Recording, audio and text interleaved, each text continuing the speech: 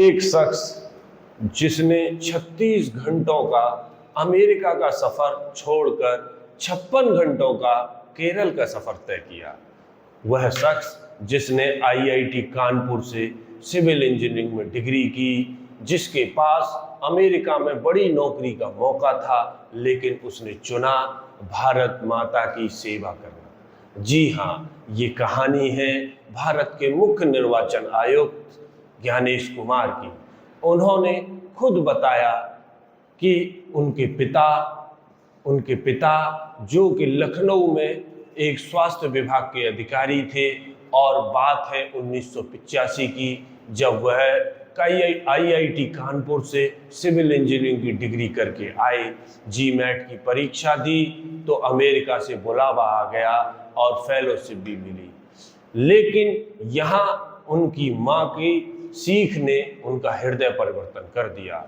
माँ बोली, जब वह गोमती नगर से दिल्ली के लिए ट्रेन पकड़ रहे थे और शाम को उनकी अमेरिका के लिए फ्लाइट थी, उसी रात माँ ने पूछा कि बेटा, तुम अमेरिका जा रहे हो, अंग्रेजों के अंडर में नौकरी करोगे। मैं नौकरी करने से तो तुम्हें नहीं रोकूंगी, लेकिन एक बात सुन लो, हम तुम्हारे बाबूजी और भाई बहन अमेरिका नहीं आ सकते। यही वो सीख थी जिसने भारत के मुख्य चुनाव आयुक्त का हृदय परिवर्तन कर दिया, और फिर उन्होंने आईएएस की परीक्षा दी, केरल कैडर में नौकरी मिली। लंबे समय तक केरल व अन्य राज्यों में सेवाएं देने के बाद आज वो भारत के मुख्य निर्वाचन आयुक्त हैं। ज्ञानेश कुमार की कहानी निश्चित रूप से आगरा ही नहीं, सभी लोगों के लिए प्रेरणा का स्रोत है। एक और कहानी ज्ञानेश कुमार की जुबानी ही हमने सुनी, जिसमें वह बताते हैं कि मतदाता सूची की शुद्धता का कंसेप्ट कहाँ से आया। जी हाँ, उन्होंने बताया कि महाभारत में 5 गांवों को लेकर जब रण हुआ था, महाभारत की कहानी उन 5 गांवों से शुरू होती है जो भगवान श्री कृष्ण ने दुर्योधन से मांगे थे, लेकिन दुर्योधन उन 5 गांवों को दे न सका और उसके बाद रण हुआ।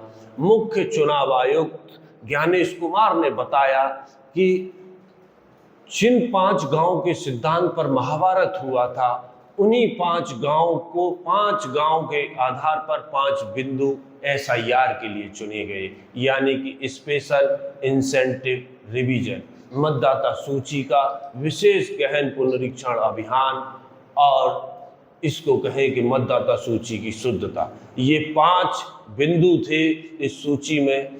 उन्होंने बताया कि हमारा फोकस बड़ा साफ था। जब हम एसआईआर के लिए कराने के लिए तैयार हुए तो हमने माना कि हम 5 लोगों को इस सूची से अलग कर देंगे।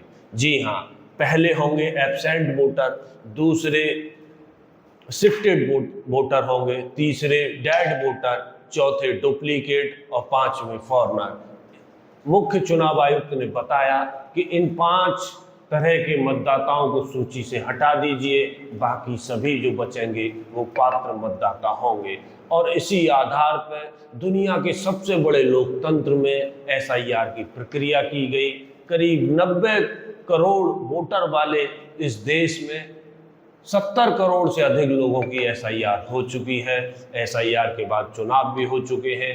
मुख्य चुनाव आयुक्त ने कहा कि बंगाल और बिहार में जो मतदान प्रतिशत बढ़ा है उसकी वजह एसआईआर है। आप ऐसी ही रोचक जानकारी के लिए देखते रहिए अमरउजाला.com। मैं देश दीपक तिवारी, आगरा से। आपके राज्य की खबरें, आपके शहर की खबरें सबसे पहले जानने के लिए देखते रहें अमर उजाला। चैनल को सब्सक्राइब जरूर कर लें और पाएं हर अपडेट।